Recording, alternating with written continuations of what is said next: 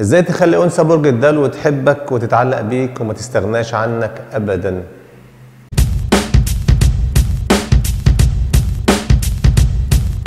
عشان تحبك لازم تكون صديق، ولو ما عرفتش تكون صديق يبقى عمرك ما هتعرف تكون حبيب. مش هقولك اتكلم بطريقة مختلفة او البس كويس، لكن هقولك حاول تكون مميز ومختلف. حاول دايما تترك عندها انطباع انك مش زي الناس ومش شبه الناس ومش بتفكر زي الناس ولا بتلبس زي الناس. خليك دايما مميز.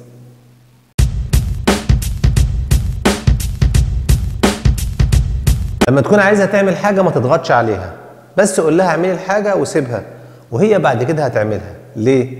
لأنها ما بتحبش الراجل الزنان أبدا.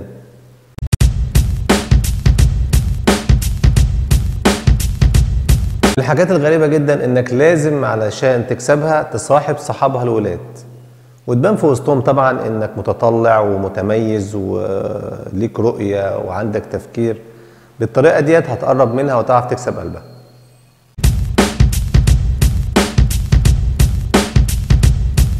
ما بتحبش الكلام الحلو عمال على بطال، وكمان دايما خليك معاها غامض.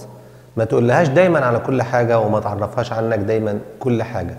خلي دايما في جانب مغلق ليك انت لوحدك، علشان عنصر التشويق عندها بيحفزها انها ترتبط بالراجل ده.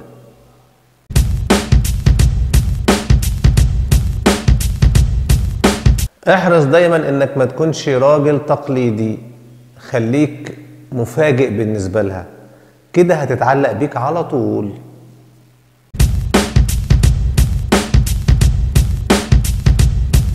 لو ما بتلعبش رياضة العب رياضة، لأنها بتهتم قوي بشكل الجسم وحجم الكتلة العضلية. الحاجات دي بتجيب معاهم جدا جدا جدا. خليك دايما مثالي قدامها في كلامك، وهم بيعشقوا الناس المثاليين.